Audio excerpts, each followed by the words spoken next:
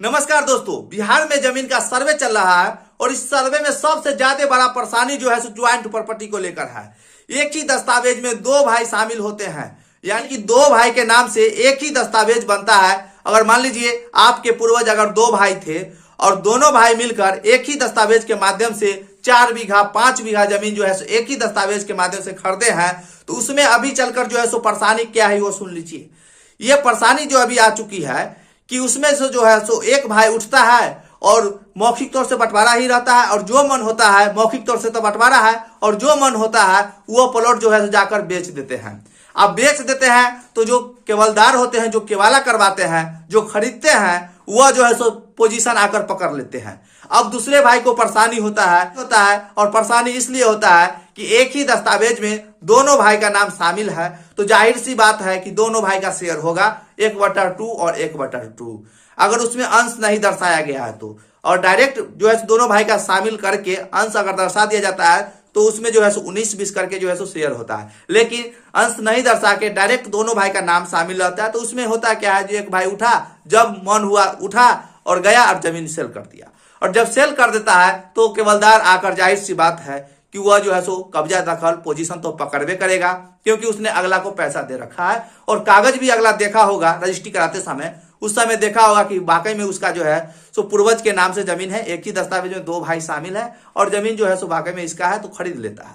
और जब खरीद लेता है उसके बाद पोजीशन पकड़ लेता है, तो दूसरे जो शेयरदार होते हैं उसमें जो शामिल होते हैं जो व्यक्ति उसी दस्तावेज में, उनको अब तकलीफ होता है। तकलीफ क्या होता है ये भी सुन लीजिए।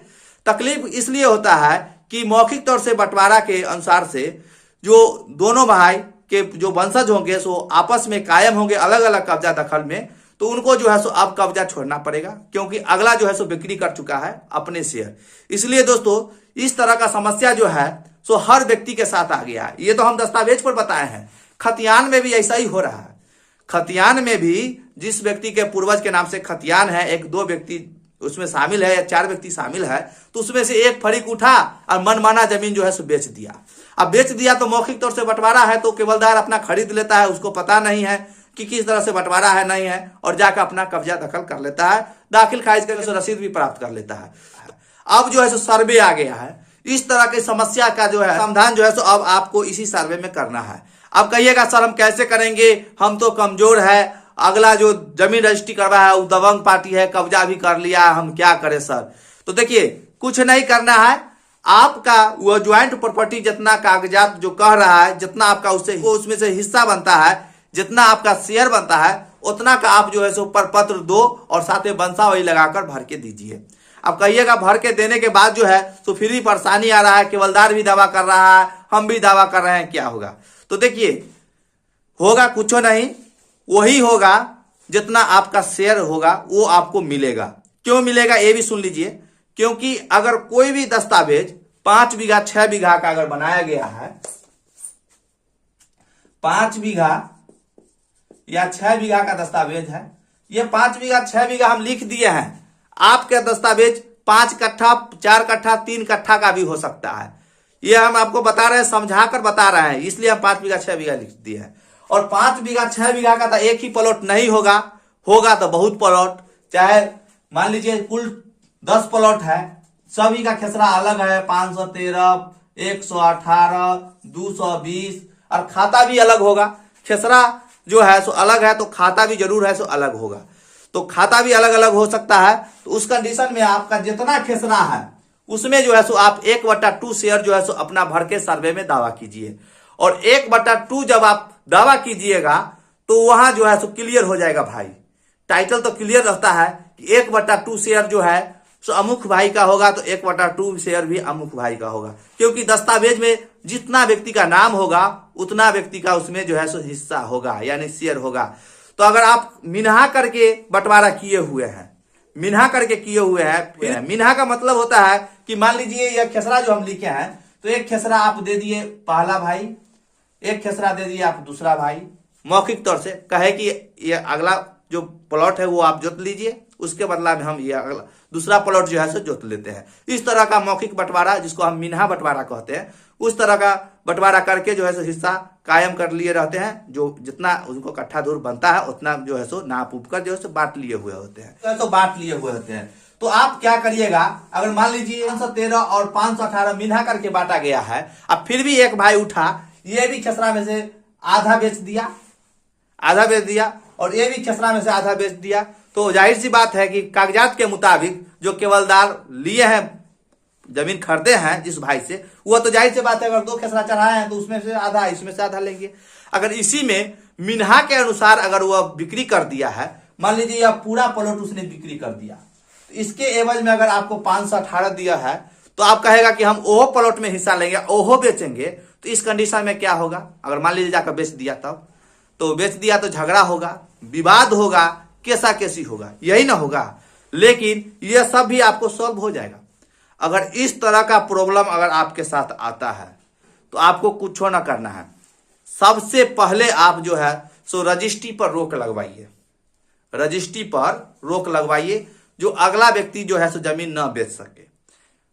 जाहिर सी बात है अभी का ऑनलाइन का जमाना है, आपको हर तरह का जानकारी आपको मिलेगा, तो आप जो है सो सबसे पहले जो है सो बिक्री पर जो है सो रोक लगा दीजिए। अगर दूसरा भाई इस तरह का कदम उठा रहा है, जो हिस्सा से बेसी बेचने पर उतर गया है, तो सबसे पहले जो है सो आप बिक्री पर जो है सो रोक लगवाइए। जब बिक्री पर रोक लग जाएगा तो जाहिर सी बात है कि निबंधन नहीं होगा, कोई भी दस्तावेज स्थापित नहीं होगा, तो थर्ड पार्टी जो बीच में चल आते हैं केवाला करवा के 500 का जमीन 5 रुपया में लिखवा के, तो वह तो नहीं आएंगे ना। जब आप बिक्री पर रोक लगवाइएगा तो थर्ड पार्टी नहीं आएगा। ऐसे में होता क्या है, जो लिखवा लिया और थर्ड पार्टी बीच में चल आया, तो आपका विवाद तो भाई से तो है ही है, उसके बाद जो एक विवाद जो है तो थर्ड पार्टी से न हो जाता है, तो थर्ड पार्टी से हो जाता है तो जानबे करते हैं आदमी की संख्या बढ़ती है, तो हर तरह से तनाव का भी जो है सो मामला बढ़ जाता है। इसलिए सबसे पहले आप कुछ मत करिए, बिक्री पर जो है सो रोक लगवा दीजिए। और जब बिक्री पर रोक लग जाएगा तो ऑटोमेटिक है जो निबंधन नहीं होगा और थर्ड पार्टी एंट्री नहीं होगा, और विवाद भी 2 ही भाई के बीच रहेगा, वो आज न कल जो है सो सॉल्व हो ही जाएगा। तो इसलिए दोस्तों इस तरह का मामला जो है सो अभी बहुत सारे व्यक्ति के पास जो है सो आ चुका है। और इसमें यही नहीं, ये तो हम केवाला पर बता रहे हैं, खतियानी रैयत के साथ भी इसी तरह से हो रहा है जो हम आपको बता रहे हैं।